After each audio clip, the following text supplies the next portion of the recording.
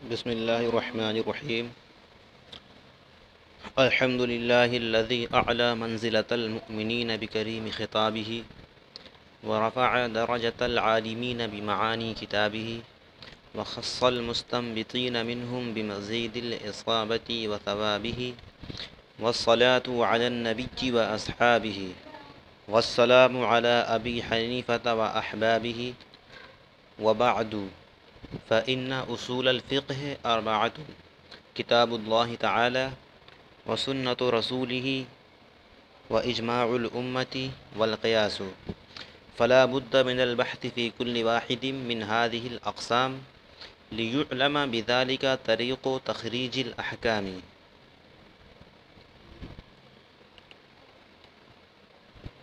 پیارے دوستو، ہمارے سامنے علم اصول فقہ کی ایک عظیم کتاب اور نہایت ہی آسان کتاب اصول الشاشی موجود ہے۔ اس کے مصنف اور پھر علم اصول فقہ کی تعریف کے بارے میں تمہیدی گفتگو میں بتا چکا ہوں، اور آج ہم تمامی حضرات اس کتاب کی ابتدا کر رہے ہیں۔ اللہ رب العزت کی بارگاہ میں دعا ہے کہ مولا کریم اس کتاب کو ہم سب کے لیے نفع بخش بنائے اور دونوں جہان میں ہمیں اس کی برکتیں عطا فرمائے اور تمام لوگوں کے لیے اسے آسان فرمائے، اور اللہ تعالیٰ مجھے اس کتاب کو صحیح آپ حضرات کے سامنے پیش کرنے کی توفیق عطا فرمائے، اغلاط سے محفوظ فرمائے، اور آپ حضرات کے ذہنوں میں اس کتاب کو اللہ تعالیٰ انتہائی آسان طریقے سے خوب رچا بسا دے۔ مصنف علیہ رحمہ نے اس کتاب کا آغاز بسم اللہ الرحمن الرحیم سے فرمایا۔ اس تعلق سے ہم لوگ شروع سے پڑھتے چلے آ رہے ہیں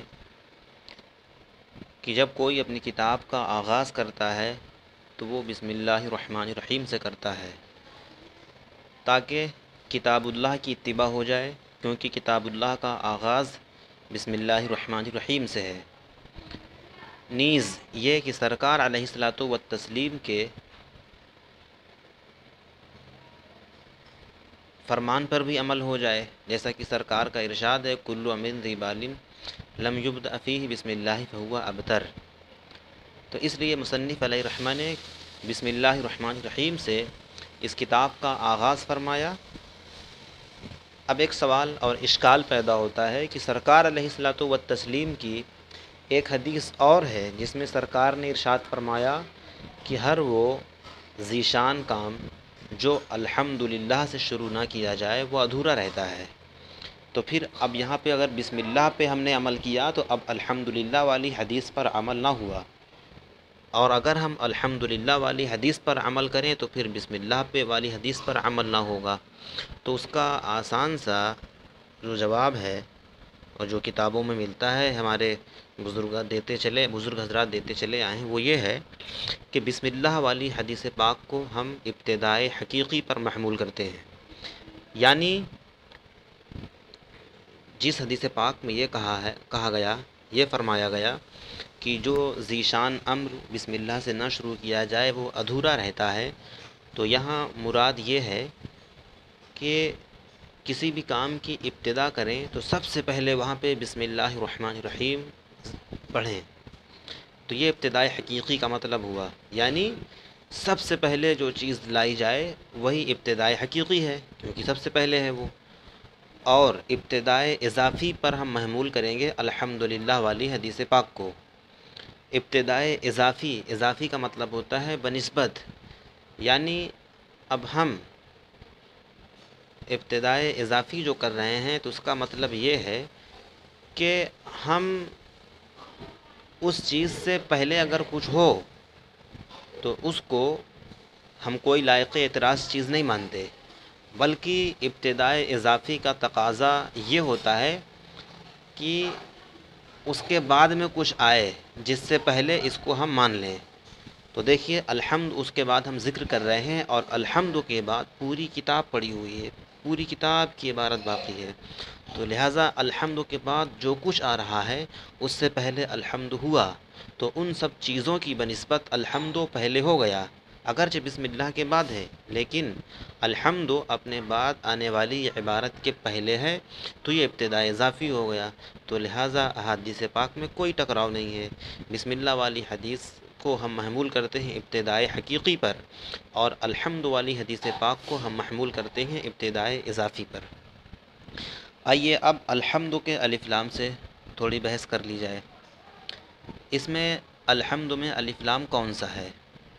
دیکھیے میں آپ حضرات کو ابتداءً بتا دوں، حالانکہ یہ باتیں بھی آپ حضرات پڑھ چکے ہوں گے، لیکن تھوڑا سا بس یاد دلانے کے لیے، اور تھوڑا سا تاکہ آپ حضرات عربی عبارت ہے تو نحو وغیرہ کا مطالعہ کرتے رہیں، اس وجہ سے میں بتاتا ہوں کہ الف لام جو ابتدا میں داخل ہوتا ہے اس کی دو صورتیں ہوتی ہیں، یعنی دو قسمیں ہیں، یا تو وہ اسمی ہوتا ہے یا حرفی ہوتا ہے۔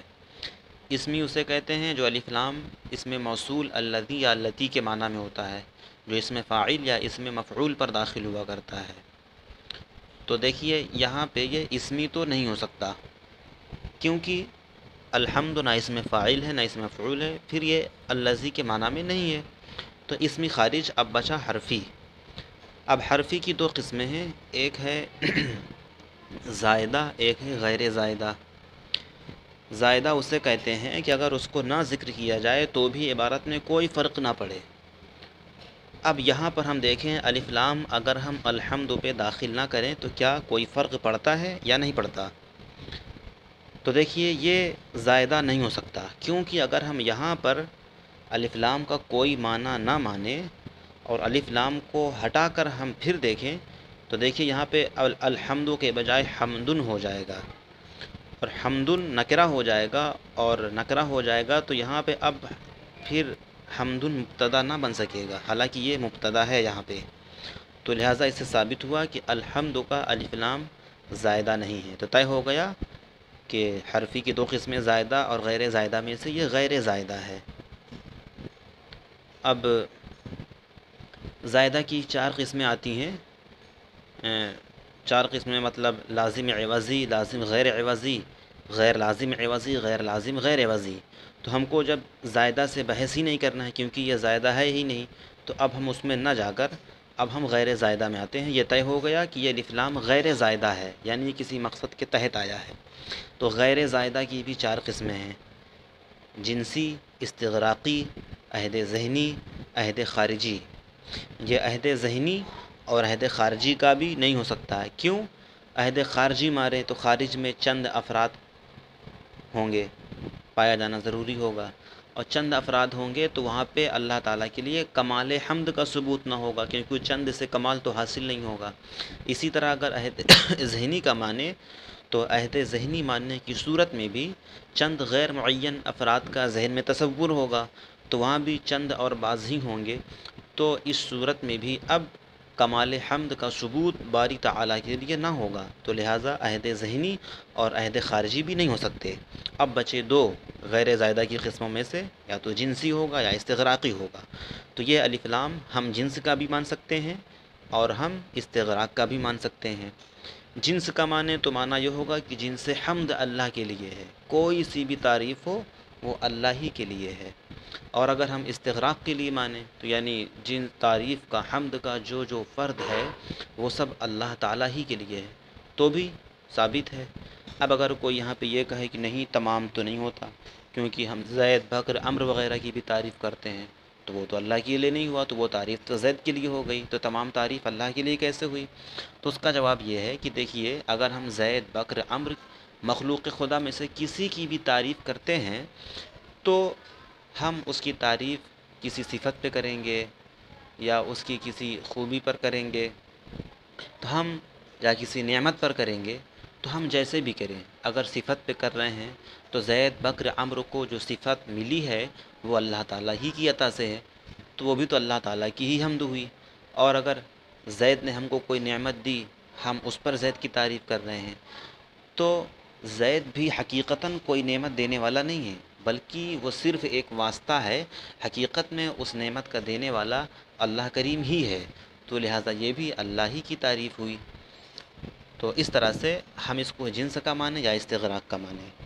اچھا، یہاں پہ ایک فائدے کی چیز میں اور بتاؤں کہ اس سے اللہ رب العزت کی 4 صفات کا اور ہمیں علم ہوا۔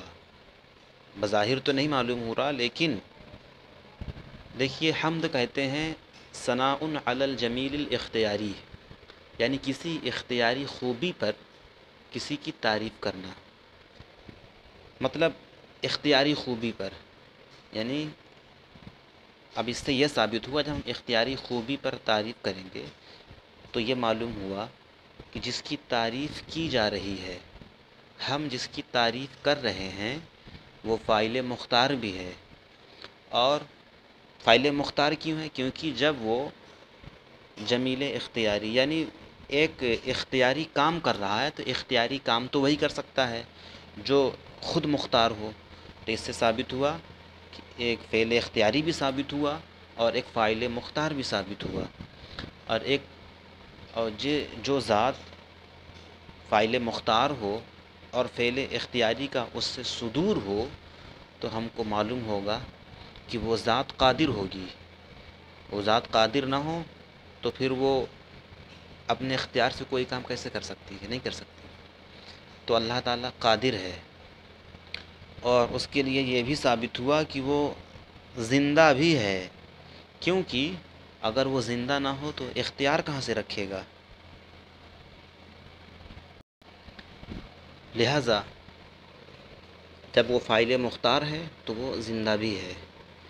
اسی طرح وہ مرید بھی ہے، یعنی ارادہ فرمانے والا ہے۔ کیوں؟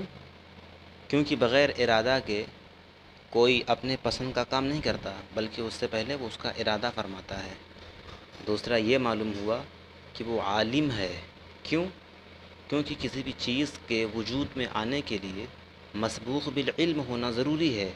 تو اللہ تعالیٰ کے لیے یہ 4 صفات بھی یہاں سے ثابت ہوئیں۔ خیر گفتگو بڑی لمبی ہو گئی، آپ حضرات یاد رکھ سکیں تو ٹھیک ہے، ورنہ کوئی بات نہیں۔ پھر اللہ فرماتا ہے کہ تمام تعریف، مصنف فرماتے ہیں تمام تعریف اللہ کے لیے جس نے اپنے معزز یعنی نفع بخش خطاب کے ذریعے مومنوں کے مقام کو بلند فرمایا۔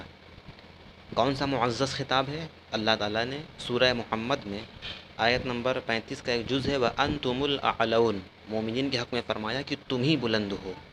اس خطاب سے اللہ نے مومنین کے منزل کو، رتبے کو بڑا فرمایا۔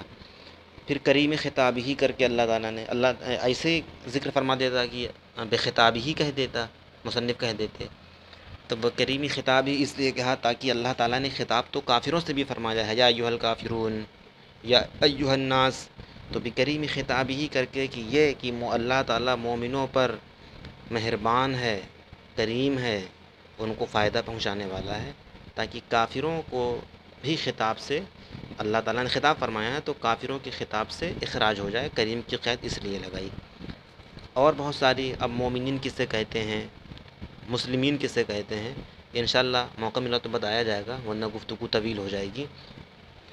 اور ورفع درجۃ العالمین بمعانی کتابہ، اور علماء کے مقام کو بلند فرمایا اپنی کتاب کے معانی کے ذریعے، کیونکہ علماء اللہ کی کتاب کے معانی جانتے ہیں، غور کرتے ہیں کہ اللہ نے کیا فرمایا ہے، اس کو سمجھتے ہیں۔ پھر آگے فرمایا وَخَصَّ الْمُسْتَنبِتِينَ مِنْهُمْ بِمَزِيدِ الْإِصَابَةِ وَثَوَابِهِ، اور مجتہدین کو ان میں سے خاص فرمایا زیادتی درستگی اور زیادتی ثواب کے ذریعے علماء میں سے، چونکہ جو علماء ہوتے ہیں وہ ہر عالم کا مجتہد ہونا ضروری نہیں ہے، لیکن جو مستنبتین یعنی مجتہدین ان کو کہتے ہیں جو اپنی طاقت کو مسائل شرعیہ کے استخراج میں صرف کرتے ہیں، نصوص کے ذریعے، خواہ عبارت النص کے ذریعے یا دلالت النص کے ذریعے یا اشارت النص کے ذریعے یا اقتضاء النص کے ذریعے یا ان تمام نصوص پر قیاس کر کے۔ تو یہ مجتہدین کا درجہ غیر مجتہدین علماء سے بہت بڑھ کر ہوتا ہے۔ پھر اللہ رب العزت ان کی ان کو مزید درستگی اور ثواب کے ساتھ خاص فرمایا. کیوں؟ کیونکہ ان کا کام زیادہ ہوتا ہے. پھر اگر یہ اجتہاد کرنے میں اگر درست راہ مطلب خطا پر نہ ہو تو ان کو 2 ثواب ملتا ہے، اور اگر ان سے خطا ہو بھی جائے تو بھی اللہ انہیں 1 ثواب عطا فرماتا ہے.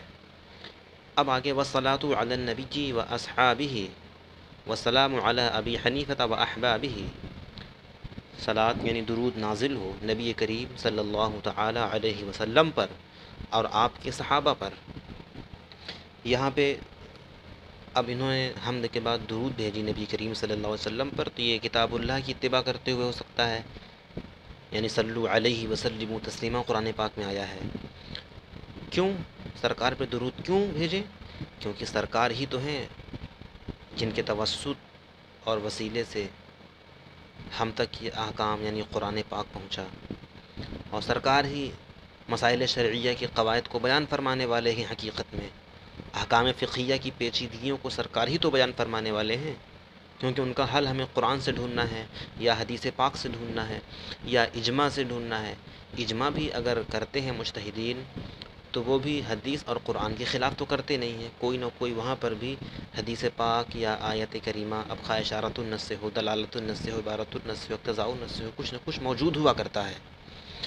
تو اس لیے سرکار پہ درود و سلام بھیجا گیا. یا یہ کہ قرآن پاک کی ایک تو اتباع کرتے ہو، یا دوسری وجہ یہ کہہ لیں اس لیے درود بھیجا سرکار پہ، سلام بھیجا تاکہ حمد کی تکمیل ہو جائے.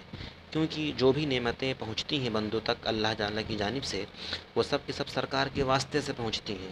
تو لہٰذا مکمل حمد تبھی ہوگی جب اللہ کی حمد کی جائے، پھر اللہ نے جن کے واسطے سے جن کی برکت سے ہم تک یہ قرآن پہنچایا، ہم تک یہ حکام پہنچے، تو ان پر بھی ہم درود بھیجیں، تبھی حمد اللہ کی تام ہوگی. اس طرح یا یہ کہ سرکار کا ایک ارشاد ہے کہ اللہ رب العزت نے مجھے بہت سارے اعزازات کے ساتھ خاص فرمایا ہے، ان میں سے ایک یہ ہے کہ جب اللہ کا ذکر ہو تو میرا بھی ذکر ہو. تو اس لیے اللہ کے رسول کا بھی ذکر کر دیا درود و سلام بھیج کر. آگے فرماتے ہیں والسلام علی ابی حنیفہ و احبابہ، یعنی اور سلامتی ہو امام اعظم ابو حنیفہ اور ان کے تمام احباب پر. تمام احباب سے مراد ان کے تلامذہ بھی ہیں، ان کے شیوخ اور ان کے ساتھی سب مراد ہیں. یہاں پہ اب ایک سوال پیدا ہوتا ہے کہ صلاۃ و سلام غیر انبیاء پر بھیجنا جائز ہے کہ نہیں. بعض حضرات نے کہا کہ مکروہ ہے غیر انبیاء پر درود و سلام بھیجنا، بعض نے کہا حرام ہے. لیکن جمہور کا مذہب یہ ہے کہ اگر کوئی مستقلاً اور ابتداءً غیر انبیاء پر درود و سلام بھیجے تو یہ ناجائز ہے. ہاں اتباع میں بھیجنا یہ جائز ہے. اتباع کا مطلب یہ ہے کہ پہلے انبیاء پر بھیجا، پھر ان کے واسطے سے غیر انبیاء پر بھیج دیا. جیسے یہاں پر ہے والصلاۃ علی النبی واصحابہ والسلام علی ابی حنیفہ، تو پہلے سرکار پہ بھیجا اور پھر آگے جو ہے اب امام اعظم ابو حنیفہ ان کے تمام احباب پر. اور یہاں پہ مصنف نے امام اعظم ابو حنیفہ کا نام ذکر فرمایا. ارے کسی دوسرے ایسے امام کا ذکر فرما دیتے جنہوں نے اصول وضع کیے ہیں، یہ بھی ہو سکتا تھا. لیکن مصنف علیہ الرحمٰن نے امام اعظم ابو حنیفہ نعمان بن ثابت رحمۃ اللہ تعالیٰ علیہ کا نام اس لیے ذکر فرمایا تاکہ لوگ یہ جان لیں کہ مصنف حنفی المذہب ہیں، مصنف بھی حنفی ہیں. اس لیے اس اشارے کے لیے انہوں نے ذکر فرما دیا. نیز یہاں پہ صنعت براعت استحلال کا انہوں نے استعمال فرمایا ہے. براعت استحلال یہ صنعت ہے، فصاحت و بلاغت کی کتابوں میں پڑھیں گے آپ. یعنی کوئی چیز ذکر کرنا ہے تو اس کے پیش خیمے کے طور پر کوئی ایسی چیز ذکر کر دیں جس سے یہ علم ہو جائے کہ آگے کیا کیا گفتگو ہونے والی ہے. تو دیکھیے امام اعظم ابو حنیفہ کا ذکر فرما دیا، ان کے احباب کا ذکر فرما دیا، تو مطلب یہ ہوا کہ اس میں زیادہ تر گفتگو جو ہوگی وہ اصول فقہ حنفی ہی سے ہوگی. اب فرماتے ہیں بعدو و بعدو، یعنی اور بعد. بعدو یہ ظرف زمان ہے، کبھی کبھی ظرف مکان بھی بن جاتا ہے. جیسے داری بعدہ دارک، میرا گھر تیرے گھر کے بعد ہے، یہاں پہ مکان جگہ بتانا مراد ہے.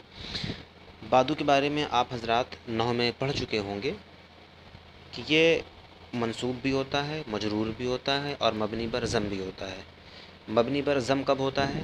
وہ بتاتا ہوں۔ یہاں پر مبنی بر ضم والی ہی صورت ہے، جب اس کا مضاف الیہ لفظاً موجود نہ ہو اور نیت میں موجود ہو، تقدیراً موجود ہو، تو اس وقت یہ مبنی بر ضم ہوتا ہے۔ دیکھیے جیسے یہاں پہ بعدو، اصل میں مراد کیا ہے یہاں پہ کہ بعد الحمد والصلاۃ، تو یہ مبنی پر ضم ہوگا، اور جب اس کا مضاف الیہ موجود ہو تو پھر یہ منصوب ہوگا ظرفیت کی بنا پر، اگر اس سے پہلے من آ جائے تو یہ مجرور ہوگا۔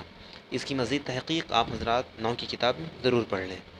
اب مصنف آگے فرماتے ہیں، اچھا یہاں پہ اصل میں ہے اما بعدو، تو جب اما ذکر کرتے ہیں تو پھر اس کے بعد فا لانا ضروری ہوتا ہے، تو اسی وجہ سے فإنّ میں فا لائے ہیں، اس لیے اما کی بحث بھی آپ پڑھ لیجئے گا، میں اشارہ کرتے ہوئے گزر رہا ہوں۔ فإنّ اصول الفقہ اربعۃ، اصول فقہ 4 ہیں، یہاں پہ آپ کو اصول فقہ ملا ہے، اور نور الانوار جو حضرت شیخ احمد یعنی ملا جیون رحمۃ اللہ علیہ نے نور الانوار لکھی ہے المنار کی شرح، تو منار کی جو عبارت ہے اس میں ہے اصول الفقہ ثلاثۃ، وہاں پہ اصول الشرع ہے، اصول الفقہ نہیں ہے، اور اصل رابع کو یعنی قیاس کو الگ سے وہاں پہ ذکر فرمایا گیا، والاصل الرابع اور قیاس، چونکہ یہ ایک ضمنی حیثیت حاصل ہے اور قیاس جو ہے یہ انہی سے ماخوذ ہے، اس وجہ سے اس کو وہاں پہ الگ سے بیان کیا ہے، اور یہاں پہ زیادہ بحث نہ کر کے انہوں نے ایک ہی بیان کیا ہے، تو وہاں پہ شرع ہی زیادہ مناسب لفظ ہے، کیونکہ کتاب اللہ، سنت رسول اللہ اور اجماع امت جس طرح فقہ کے اصول ہیں، اسی طرح علم دین یعنی عقائد کے بھی اصول ہیں۔ اصول فقہ کہنے سے ہو سکتا ہے کسی کے ذہن میں یہ بات چلی جائے کہ یہ صرف اصول فقہ ہی کے اصول ہیں، اصول شرع کے نہیں ہیں، اس لیے اصول شرع کہنا ایک زیادہ عمومیت رکھتا ہے کہ اصول شرع کہہ دیا تو شریعت میں فقہ بھی آتا ہے، شریعت میں عقائد بھی آتے ہیں، تو اس وجہ سے وہ زیادہ عام اور مناسب ہے۔ اب کتاب اللہ سے مراد پوری کتاب اللہ نہیں، بلکہ تقریباً 500 آیتیں ہیں جو احکام سے متعلق ہیں، تو وہی اصول فقہ کا درجہ رکھتی ہیں۔ سنت رسول اللہ سے پوری سنت نہیں مراد، اس میں بھی بعض سنتیں مراد ہیں، وہ انشاءاللہ بتایا جائے گا۔ اجماع امت، اجماع الامہ، امت میں جو الف لام ہے یہ عہد کا ہے، اور عہد سے مراد ہے امت محمد، کیونکہ اجماع اسی امت کا خاصہ ہے، دوسری امت کا اجماع معتبر نہیں، یہ امت محمد کا ایک خاصہ ہے کہ اسے اجماع کا حق حاصل ہوا کہ یہ امت اجماع کر سکتی ہے۔ قیاس، ایک چیز کو دوسری چیز پر قیاس کرنا کسی ایسی علت کی بنا پر جو دونوں میں مشترک ہو، انشاءاللہ آگے بحث آئے گی پوری۔